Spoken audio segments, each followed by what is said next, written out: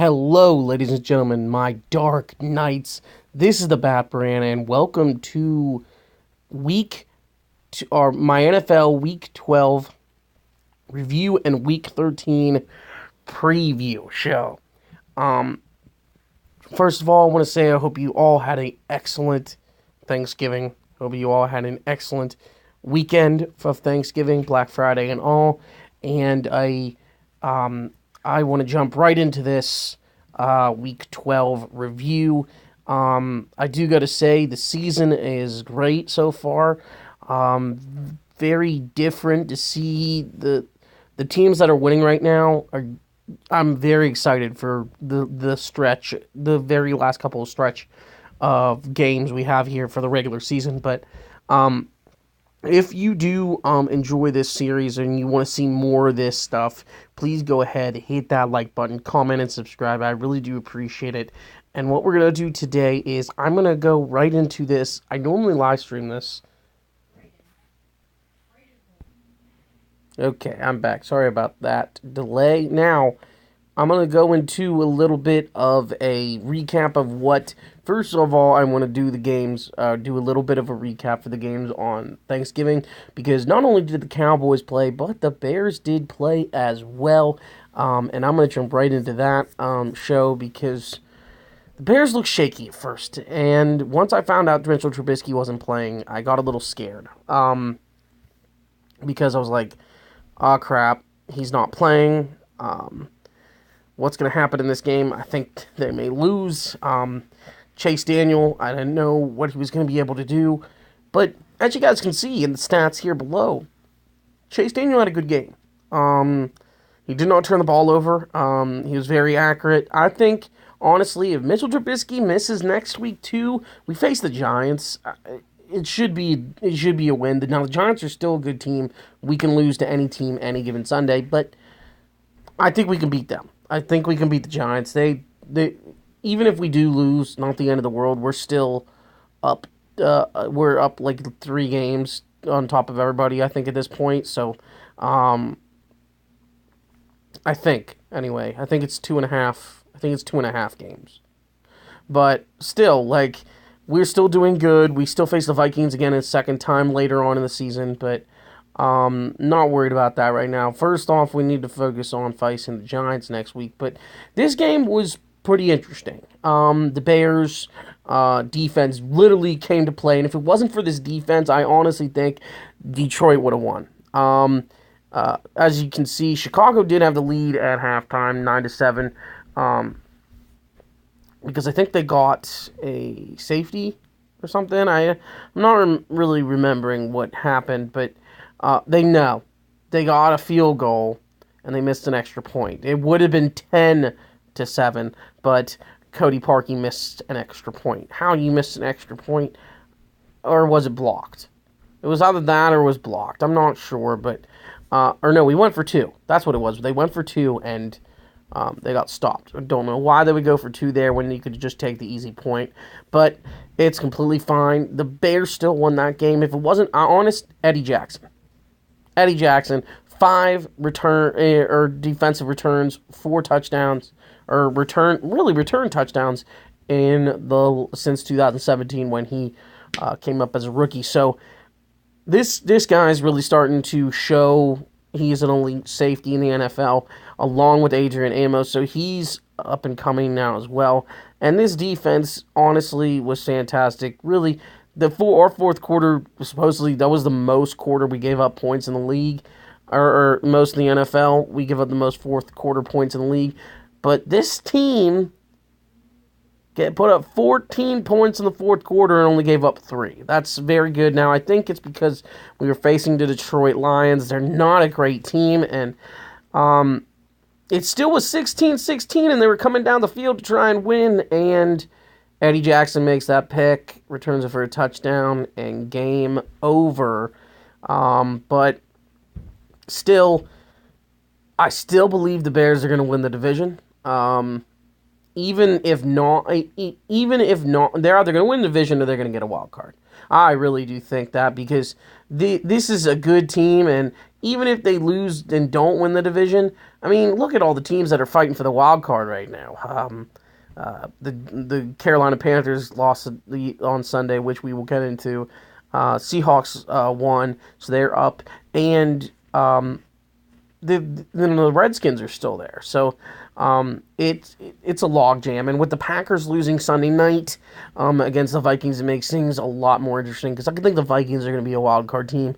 They're one of the wild card teams. I really do think that. But as you guys can see, the run game wasn't even a factor in this game, which normally, the run game normally is a factor, and it wasn't in this game.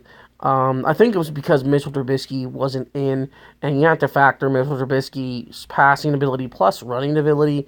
But the passing game was really good today, or good on Thursday, with Taylor Gabriel catching, Anthony Miller catching, really much all the stuff. Just like it was all working. Tariq Cohen got a touchdown, but Chase Daniels was throwing the ball really well, or Chase Daniel, he was throwing the ball really well, and I'm excited for what this team is going to do. This defense is really good, and a lot of people are saying this is the team that could beat the Saints.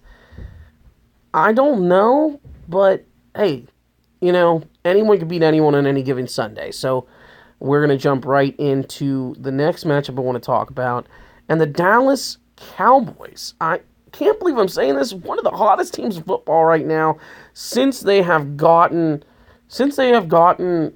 Amari Cooper, and Amari Cooper showed up today in that game. He showed up in that game big time. Colt McCoy's first start in a long, long time, first of all. He did okay. He still turned the ball over a lot, and the score is different than what the final score is. Yes, it looks like it was close, but it wasn't close. It wasn't close at all, because the reason why was because Dallas led in here. It'll even show you. Dallas outscored them completely until the fourth quarter, and Washington started trying to make a comeback, and it wasn't. It was too little, too late. And Adrian Peterson was a non-factor all game long, and it showed. But Colt McCoy looked decent. Not great, but he looked decent. But the team I really want to focus on, you guys can hate on Dak all you want, but Dak, another game here with no turnovers. No turnovers. And throwing the ball well. He hasn't missed his receivers, and he's doing good. And his stats have changed since he's got Amari Cooper out there. And Zeke has run the ball better. As you can see, another 100-yard game. Slowly inching up that way on top of the league leaders in the league. And honestly, I think the Dallas Cowboys, I think this Thursday against the Saints is going to be a tougher, tighter game than what most people think. But I could also see it flip-flopping where the Saints could just straight blow them out. But if the Dallas Cowboys control the ball, run with Zeke like they have been doing, and play off the pass when needed, they could potentially challenge these Saints and even beat them. I don't know, but it'll be a huge upset if Dallas can, because the Saints, and I'm going to get to that in a little bit, the Saints are the best team in all football. They are the Super Bowl favorite. But the guy I really want to focus on, Amari Cooper. He finally showed off, guys. He is back. He is back to his Pro Bowl form, I believe. 8 catches, 180 yards, and 2 scores. And really, how he got those scores, they were just little dinky passes, and he just did his work. And really, that's what Amari Cooper did in Oakland in his Pro Bowl years. He did those short little slant catches, and he just went to work and used his skills to outmaneuver people and get in the end zone. I think one was like for 80 yards and another one was for 50. So it was he had a really good game, and he's starting to show, and the passing game is much, much better when he is out there. Now, the team that I just spoke about, the Saints, they went out and faced the Falcons, and Falcons didn't have a chance since go. They did not. And it was a bloodbath yet again, but they didn't put up 50 like they have been, but the Saints still blew out the Falcons. Saints still blew out the Falcons, not even a chance. As you guys can see, they scored very, very quickly in the game. Matt Ryan, again, the run game wasn't even a factor, and I think it's because no Devontae Freeman, first of all. And the injuries for all of them this year has really sunk the Falcons. Deion Jones, both their starting safeties gone for the year. One of their offensive linemen gone for the year. Devontae Freeman on IR. Really, and then they have to recall in the past, I mean, Tevin Coleman's pretty good, but the Saints' defense is really good against the run, and it shows with Tevin Coleman only having 6 rushing yards, but I think it had to do with game planning, with the game plan changing, because the Saints put up 17 on them, and they could only muster 3 points at halftime, and they did not stop the scoring, as you guys can see in the scoring summary. They did not stop the scoring at all. But still, Julio Jones had a good game, 11 catches, 147. It's Julio. But this offense is fantastic. But they just can't. Their defense is bad, especially this year because them losing all those people. And I think next year they're in the draft. They're really going to focus on defenders, getting better pass rushers, maybe. Attack McKinley and Vic Beasley are good, but they need someone in the middle to help. Grady Jarrett's okay, but they need someone else to really boost up that middle of the defense. And maybe, honestly, another corner to help, or another safety. That would really go a long ways. But the thing I want to talk about was the Saints. 10 straight wins. The best team in all of football. And Drew Brees didn't even have to throw above 200 yards in this game because he threw 4 touchdowns by the third quarter. And he didn't even need to do anything. And the run game, again, fantastic for the Saints. With the two-headed monster, Mark Ingram and Alvin Kamara. I still think Mark Ingram's going to walk at the end of the season. But still, this offense is amazing. And they're Super Bowl favorites, to me, to be honest. I'll say it right now. But they got all their touchdowns on Thursday night. They didn't get it from Michael Thomas. You'd think they would be getting it from Michael Thomas. They did not. They didn't get it from Benjamin Watson. They didn't get it from even Alvin Kamara. They got it from Austin Carr, Keith Kirkwood, Dan Arnold, and Tommy Lee Lewis. But that's Drew Brees. That's what Drew Brees can do to you on any given Sunday. He can go to some guy that bagged grocery on the street. He doesn't even care. He can throw touchdowns to him. But those were the games on Thanksgiving. And the games, I'm going to focus on some of the games on Sunday because some of them weren't that great.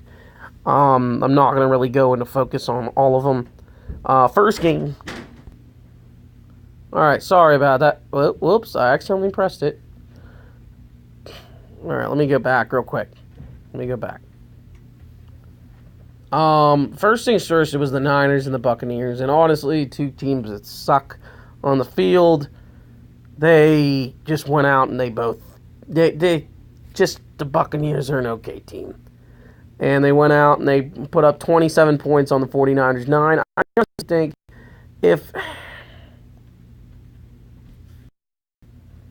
anyway, the Buccaneers really are, first of all, they had a better quarterback. James Winston's okay, but I think they just throw turnovers way too much, and it's made their team suffer because their defense sucks. But today it was not the difference. And honestly, the 49ers it would have been a completely different team on that field if Jimmy Garoppolo wasn't hurt. And the moment Jimmy Garoppolo got hurt, it really shows if you lose a good quarterback, your team goes straight down the crapper. It really does.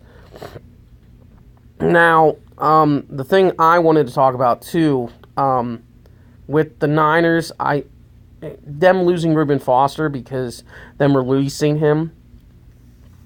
Honestly, they're going to draft a linebacker. They're going to draft someone defensively to replace that, because honestly, domestic violence should not be tolerated at all. Seriously, talk it out with your spouse. Don't hit them. But that's all I'm going to say about that. Anyway, the game I do want to talk about was the Giants and Eagles, and probably one of the most intriguing games of really basically to save the Eagles' season here, because if the Eagles didn't win this and Giants won, it completely changed the outlook of the NFC East. Saquon Barkley had his 12th touchdown, as you guys saw. I honestly think he is Rookie of the Year, hands down, which makes sense. 12 touchdowns, franchise record for the Giants, and they finally have a running back. But they need a quarterback. I'll be honest. Eli Manning should have retired probably last year, and it's showing. I mean, no offense, he's decent. He's doing decent, but it's just not showing that he deserves to. I think after this season, we say, hey, need to go. But they led at halftime, as you guys can see. They led 19-11, but then they came storming back in the fourth quarter and ended up beating them in the end. But still, a great game. The Giants, unfortunately, I think, done in the playoff race at this point. But I will say this, fantasy-wise, Barkley, if you have Barkley, you got possibly the fantasy MVP, because he scored 44 points for me in my one league. And then Christian McCaffrey also did the same thing. But, dear God, he is an amazing, amazing runner. And me being as a Penn State fan, I really like the guy too. So, and plus he cost 7 passes. He is an amazing runner. Not only can he run the ball, but he can catch the ball and catches it very well out of the backfield. And he's going to be a great back for the next 10 years in the NFL. And people are going to, I'll be honest. I'm not a Giants fan, but I would want a Barkley jersey. Just because I can have a Saquon Barkley jersey, I would so be down for that. But the Eagles, Carson Wentz, good game. He was very accurate with the ball, but he didn't throw for a lot of scores. Kept his team in it.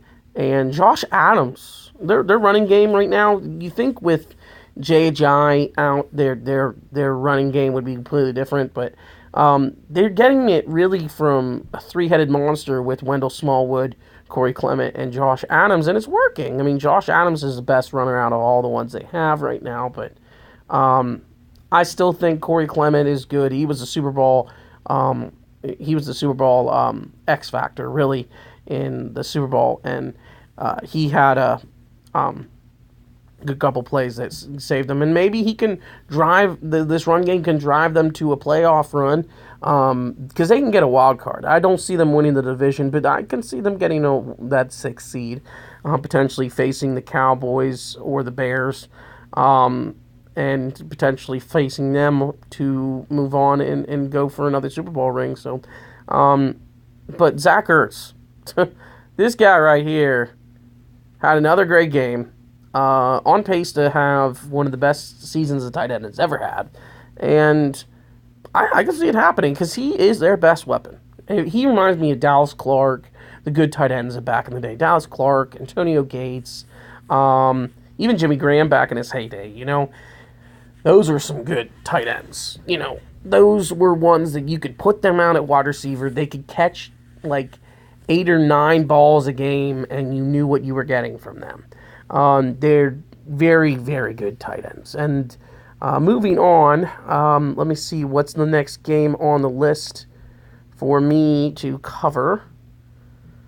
The Patriots and the Jets, really not much to really say there, except for the Patriots beat the Jets again. Now, they did struggle for a first half to really get past them, but then the second half, they did turn it on, and they did win that game. Tom Brady, as you guys can see, most pass yards ever in NFL history, including the playoffs.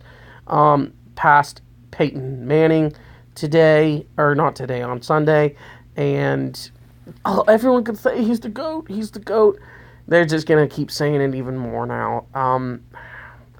I'll be honest, I respect Tom Brady. I do. I don't like him. I think he's a cheater, even to this day. Even till the end, I still think they should be stripped of that one ring they cheated on, because it's just not, you can't spy on the team, okay? But it is what it is. And then they do it again, but it is what it is. It can't take back the past, but the Patriots are going to be there. But I see this. So you struggling against the Jets. You face the Vikings next week. I honestly think the Vikings can beat the Patriots, but it's going to be a tough one. Here's the thing. This Patriots team is going to have the toughest route that they've ever had in history, because they have to go through the Kansas City Chiefs in Kansas City up against that high-powered offense. They're going to have to at least score 50 to win. Okay? The Chargers. They're probably going to have to go through the Chargers. Or the Steelers. Plus the Steelers, no. They're not going to get through all that gauntlet, okay? Because, right now, which they're technically the 2 seed, because the team that was above them lost, and I'll tell you why. The Browns pummeling those Bengals. And let me just say, they're in the playoff race. They're in the hunt for one of the playoff spots in the AFC. You gotta be kidding me! Like, how is this happening? But I honestly think the Bengals are imploding. AJ Green was hurt again, so that kind of factored in. But they were down 28-0 by almost halftime. Okay, I know you're not playing the Saints here. Like you played a couple weeks ago. That's understandable, you going down 28-0 by halftime, because you're playing in their house. But to the Brownies? You honestly go down to the Browns 28-0 by halftime, and then you start scoring. But it just got worse for them as the game got on, because Andy Dalton got hurt. They placed him on IR yesterday, and he's done for the year, so it's Jeff Driscoll. And no offense, Andy Dalton kind of stunk all season this year. So really, the offense, the moment Jeff Driscoll came on the field, the offense moved, and it moved very well. Honestly, want to see what Jeff Driscoll can do, because if he can move them into a chance to getting a playoff spot, we may have a quarterback controversy in Cincinnati. I'll be honest. I like Jeff Driscoll better than Andy Dalton. Andy Dalton turns the ball over all the time. He's very inaccurate at times, and he shows it. And they threw him in as a quarterback way too quick. He should have been developed more. And I honestly think he's going to be... Andy Dalton may lose his job in a couple of years or two. And then I want to talk about the Bills and Jags.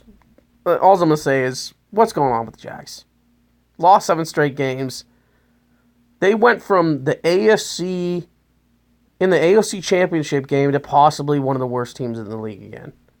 And I honestly think they're going to go do a clean sweep. Blake Bortles is going to be gone. And well, they gave him that new contract. Why would you give him a new contract? I honestly think that what they're going to do is they're probably going to draft a quarterback this year. They're going to need to. Probably some extra defenders as well, but you don't have any wide receivers to throw to. Dede Westbrook's a good wide receiver, Dante Moncrief, but no, true number one receiver. And it shows. Because I find it funny, because Jalen Ramsey came up and said all this crap at the beginning of the season, saying that Josh Allen was trash. And to be honest, you know who beat you, Jalen Ramsey? Josh Allen. With almost 100 yards, well, he had 100 yards rushing, 100 yards rushing, and I think 2 passing touchdowns and over 200 yards passing. Really? You should just shut your mouth. And Richard Sherman learned that too. He let his playing do the talking. Now you don't hear him talk so much now that he's in San Francisco. So maybe it's because he's on not a winning team, but I don't know. But the game I do want to focus on is the Seahawks and the Panthers. I will say this. Seattle, they are very much alive in the NFC playoff picture. Knocking off a team that was once 7-2 at one point, and they've lost 3 straight? I don't know. Or 6-2. They were 6-2 at one point, and they lost now 3 straight games, and now they're looking at potentially not even making the playoffs. Riverboat Ron will get them together. He will. But you can't be losing a game to Seattle. You can't. A team that's, is weaker than you. But here's the problem I have. And I was sitting watching this game with my good childhood friend, Dale. And we're watching it, and I'm just like, this is why the Seahawks are going to win. Because they drafted wide receiver in DJ Moore, and they have these other wide receivers, and they have Greg Olsen, but they don't use them. It is Cam Newton or Christian McCaffrey. And when you know how to go on that, it's over. But Christian McCaffrey still had an amazing game, catching and running. And really, but he's your only option. You're not scared of a rookie, DJ Moore, beating you when you know where the ball's going. But what happened is at the end of the game, I don't understand Carolina's method of what they were thinking of doing in those final minutes or so. They had the game where they could potentially get it, and Graham Gano misses a 52-yarder. They could have potentially moved it a couple more yards further. They had a chance to, but they tried to win the game with Gano, and Gano missed a 52-yarder, which he never misses.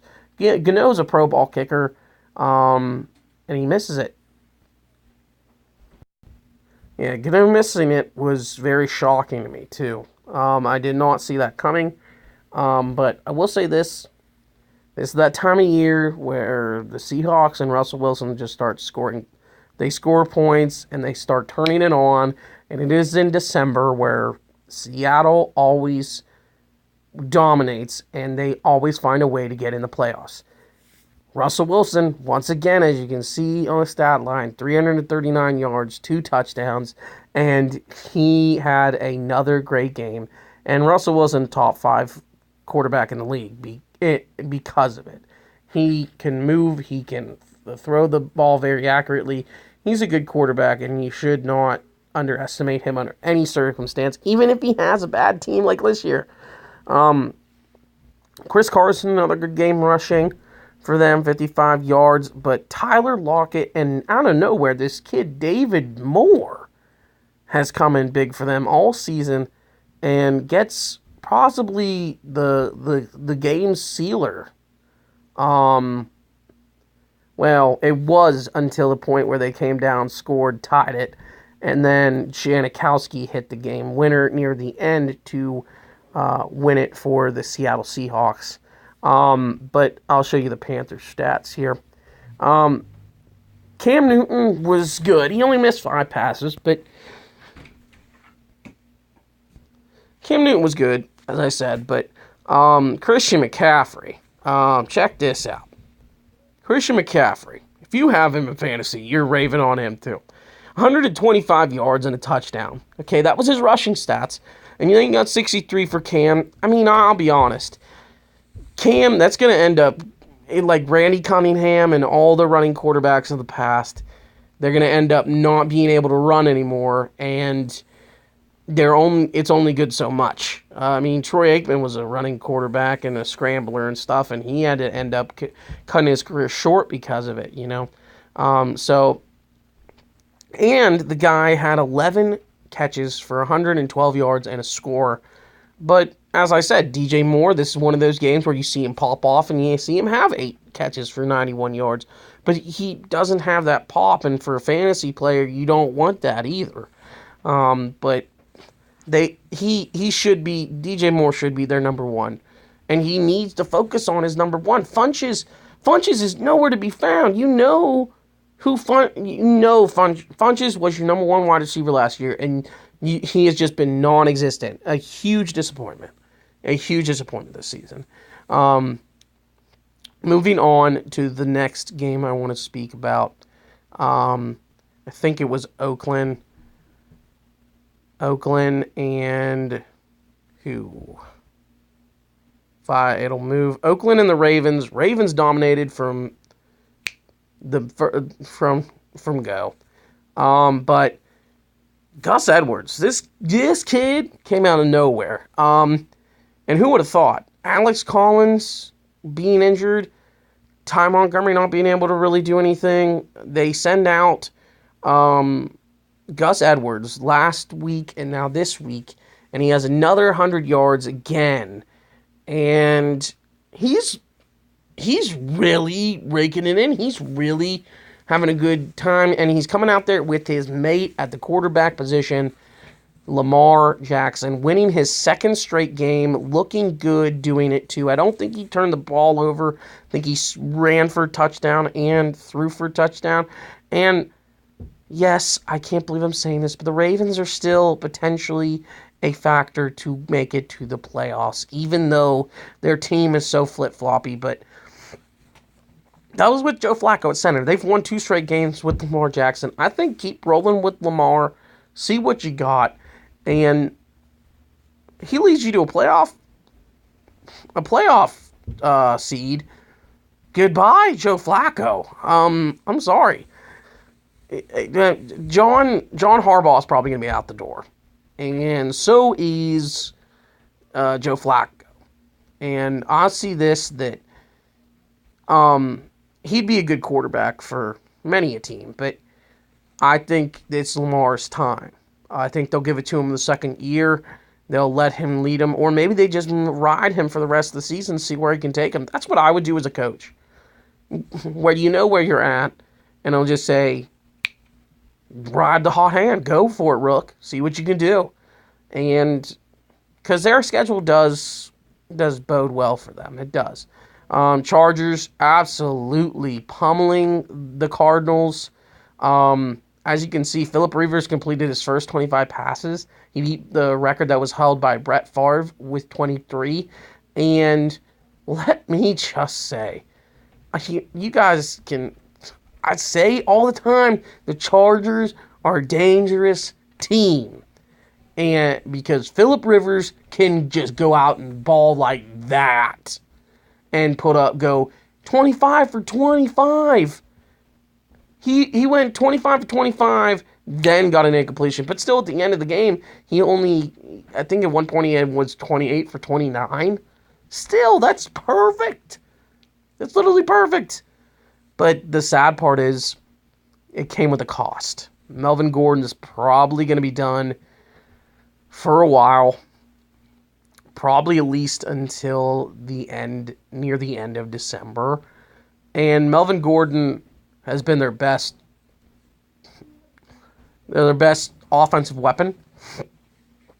In my mind, even better than Keenan Allen this year. And without him, I don't see them running the ball very well now. This Justin Jackson kid came in, ran for about 57 yards. He did pretty good when he was in, and they still have Eckler, who is going to be a really good PPR back, so they can probably get production out of both of them that they would get from Melvin Gordon, but still, you can't replace what Melvin Gordon can do on the field, and they may suffer from it. That loss is bigger than what you think, but the good part is he's not out for the season. They will get him back for a playoff run, and they'll make the playoffs definitely this year. Unless they definitely roll off the rails. I don't see it happening. I honestly think they're going to beat the next team I'm going to talk about, and that is the Pittsburgh Steelers against the Denver Broncos. And I'm going to jump into this game specifically because, dude, I've told everyone before the game even started, the Steelers are not winning. Denver They don't beat Denver. They don't beat Denver in Denver. Never happens. And it looks like and it showed because they came to play first half. Steelers really did. They had a good game going into half. They were leading, and then they scored again, and they were up a good bit, 17 to 14, or 17 to 17. I'm sorry. It was 10 to 10 at halftime, but they just couldn't stop them. Their defense couldn't stop Philip Lindsay specifically.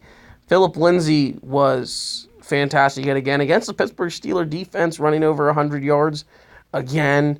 And I honestly think, who would have thought of this undrafted rookie free agent Philip Lindsay from Colorado would come out of nowhere and overtake this big hyped rookie that they were talking about, and Royce Freeman, who's going to get all these carries in the offense.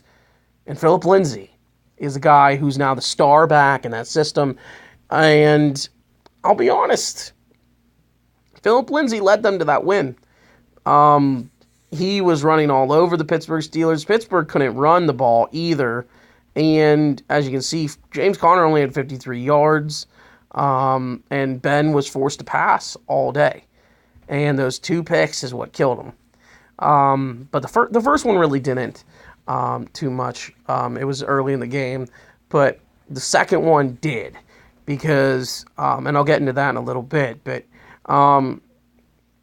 Connor fumbling, there being a muffed kick, and other stuff like that, and Juju Smith-Schuster having a game, balled out with 13 catches, 189 yards and a touchdown. Antonio Brown is probably livid because he is, in Antonio Brown standards, he's having a down year. In his standards, he's having a down year. He truly is. I see that because, he's having a down year that he normally doesn't have. So, but anyway, I will get into what the Broncos did. At the end of the game, the Steelers were driving, and they were at the 2, and he was going for, the reason why I wanted to say Antonio Brown is upset, because he had a touchdown. And he was looking his way, and Roethlisberger got picked by a defensive tackle at the 2. And, I know, not his fault. Who would have expected the big defensive tackle to pick him off? But as a quarterback, you can't make mistakes. And Ben makes them all the time at the worst possible moments. But then he can pop off and he can have that great game he had against Carolina. He is a good quarterback, all things considered, but he just has times where you're going to get the good Roethlisberger and you're going to get the bad Roethlisberger. And Sunday was the bad Roethlisberger. Lindsay had a good game. Of course, Emmanuel Sanders had a good game against his former team. He always does. But next week's going to be interesting because it kind of becomes, it doesn't really become a must-win. They're in the playoffs, but it becomes almost a must-win to basically show themselves supremacy in the AFC, especially because they play the Chargers, then the Raiders, which they could get trapped into that one too, and then you face the Saints and the Patriots in back-to-back weeks, and that's not easy. That is not easy at all. Now, they do play the Bengals last week of the year, so they will definitely put up a lot of points on them. So if you have, I think fantasy playoffs end week 16, week 17. I think it ends before week 17. I'm not sure. But the Colts won against the Dolphins. That was another game I wanted to talk about. Dude, this team has won 5 straight games. They started the season 1-5, as you guys can see. And what a year this team is having. They potentially have not faced Houston once yet. And those games are going to be huge going down the stretch because they can sweep Houston let me tell you right now, they could potentially get the division crown. And they're probably not going to, because Houston's playing too good of football right now. But, dude, this Colts team, no one would have thought they were going to. People sold these guys off when they started 1-5. And now the Colts are playing fantastic. Andrew Luck is throwing the ball all over the place.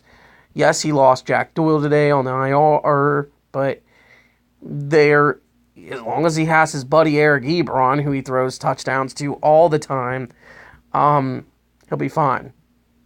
And that's all I'm going to say about that. But they're going to be. I think they can get a wild card spot. I think they can fight for a wild card spot. Next, and I love to say this, the Packers versus the Vikings, and the Packers lost to the Vikings. I did not know they're 4-6. I thought they were 4-7, but it's because they had that tie. Vikings. I didn't really watch a lot of the game, but the Vikings, I think, had a really good game. All things considered. Let me actually press it and find out what happened here.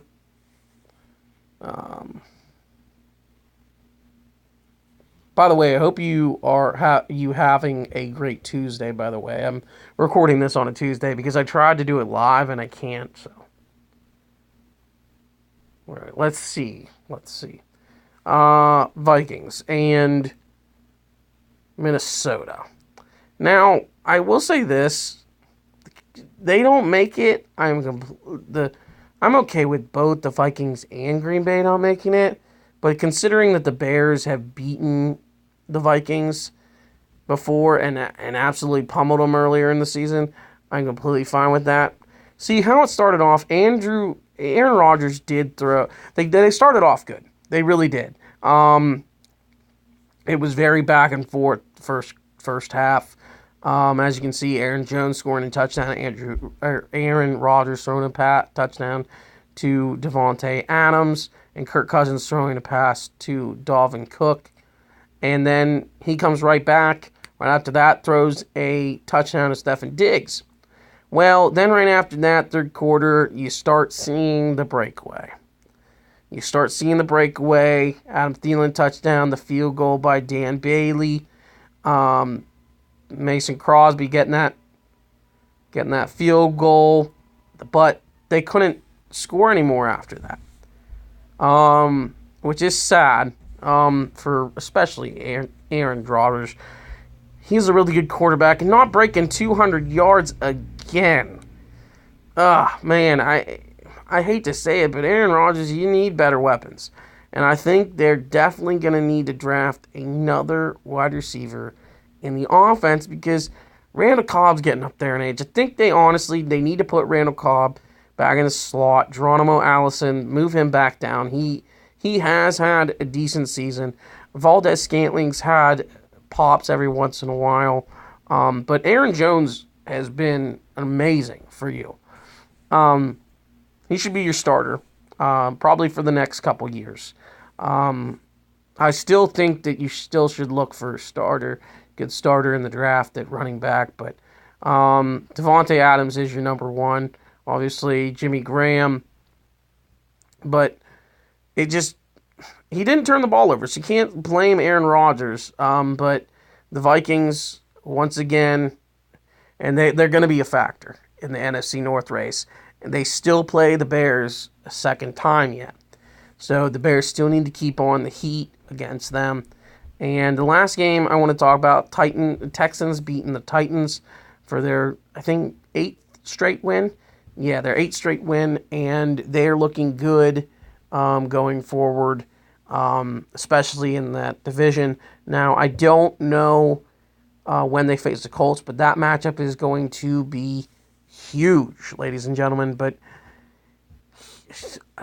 I mean, it's going to be interesting these next couple weeks, what happens. And because next week, you got the Chargers, you got versus the Steelers, you got the Patriots facing the Vikings, you got the Bears facing the Giants, and Cowboys on Thursday night facing the Saints. So Really good matchups next week. So if you love football, next week's the week to watch football because there's some good matchups on the field. This is probably all the time I have for this episode. Thank you guys so much for watching. If you enjoyed, please go ahead down in that comments down below and tell me your opinions on anything I said today. Or just say hi. It's really that simple. And go ahead and leave a like if you want. And also subscribe if you're new to this channel, if you're new to the Batbran channel. And I will see you in the next one. Stay awesome, my Dark Knights.